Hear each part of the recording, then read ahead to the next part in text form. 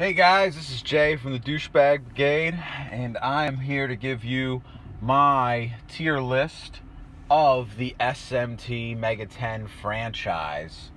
And obviously, I'm not going to do any games that are not, don't have some fan translation, or here in the US, I mean, obviously I don't speak Japanese, so I can't give you every game, but I'm definitely going to do my best to get you the obscure ones, old ones, or anything you haven't played that's available through some sort of translation.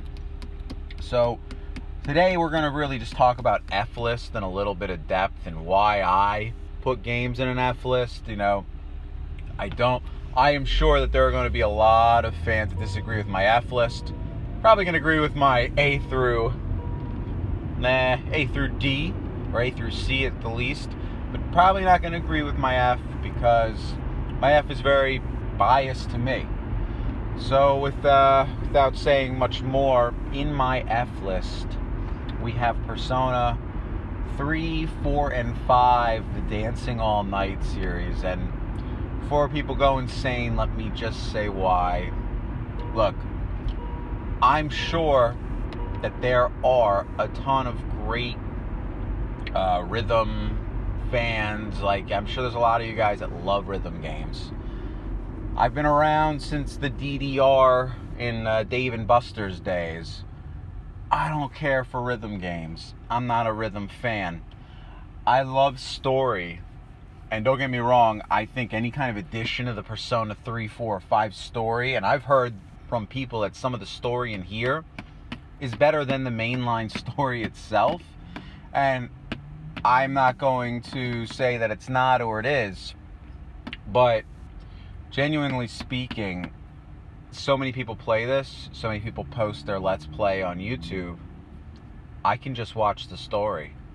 I mean, I don't really need to play a game that's about lining up buttons. Look, I'm an RPG guy. I love RPGs, and especially the Megaten franchise as a whole. Every RPG they've ever put out, I've been a fan of. Even their action RPGs. So, I'm going to go with that. But when you give me a Megaten game that's about dancing, I'm just thrown off because that's just not Megaten.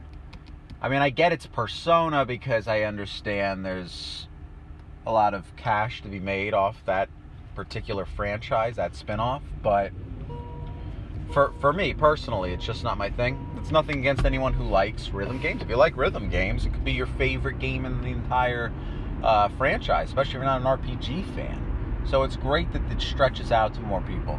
I'm just saying, from a standpoint of a Megaten,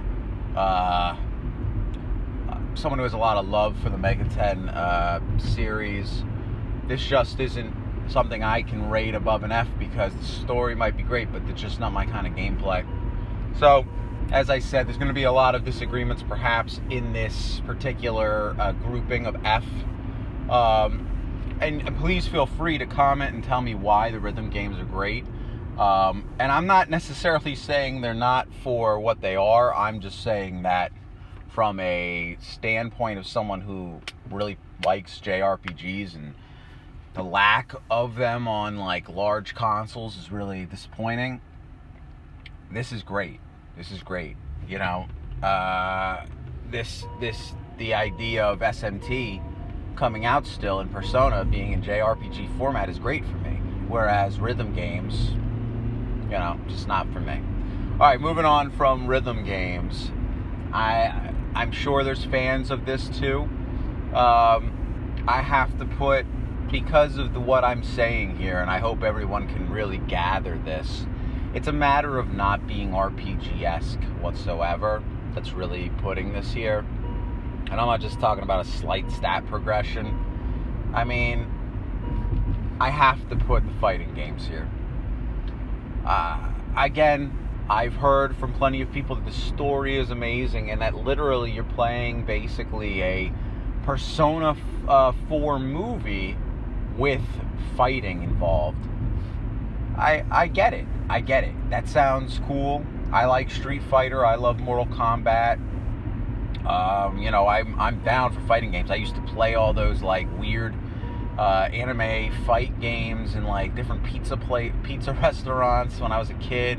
I think, man, the graphics on this are cool, but I can't sit here and comfortably say that I would rank this any higher, because it's just not Megaten. It's like I could just watch a movie then, you know? Not to mention the amount of cutscenes I've heard are in this as opposed to the fighting. I've played this a little bit and was like, you know, I don't really want to spend the time just watching cutscenes. I want to play the game, and I am a huge fan of great cutscenes, cinematography in video games. That's not really it. It's that if I'm playing an action game, I'm accustomed to something like Street Fighter, where you get 7 lines of dialogue and then a fight. And when it's a big game, you get like a rival, you get like 15 lines of dialogue and maybe a little something happens or a little quick FMV or something. But really, I'm just not huge on putting these kind of games into the Megaten franchise. It's just not really for me. I'm a huge Megaten fan, as you guys know, and I have nothing against Persona. I don't want anybody to think that. I actually really like Persona. I don't know necessarily that's my favorite, to say Persona 4 specifically, but you know, I'm a huge fan of the series as a whole. I think it's one of the best spin-offs in the series for its namesake and its brand awareness, and a lot of concepts, brings a lot to the table. But if you're gonna ask me to bring its own spin-offs, like a fighting game and a dancing game, I've got to really be reserved on that. It's just not my thing.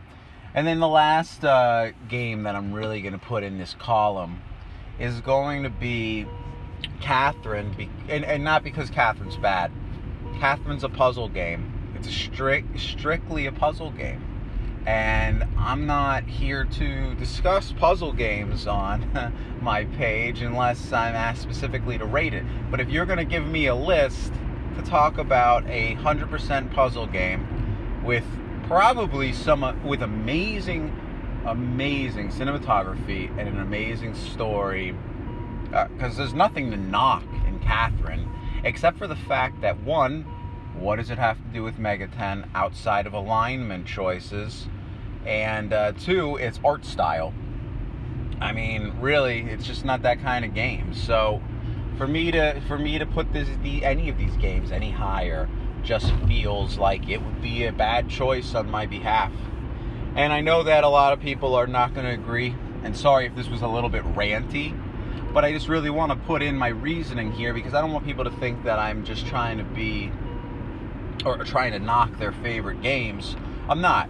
I'm simply stating that when it comes to being a Megaten fan, we've come to expect something. We've come to expect a JRPG. Now, obviously, we expect a turn-based RPG, but can we deviate from that formula a little bit and give us a strategy RPG or even an action RPG? And I say that like it's got to be done the right way, but can we do an action RPG?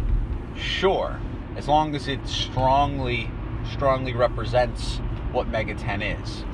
But can we do a rhythm game and a fighting game? Sure, but that's just not really Megaten. That's more like, how can we grab some new fans from the outside that aren't big on RPGs?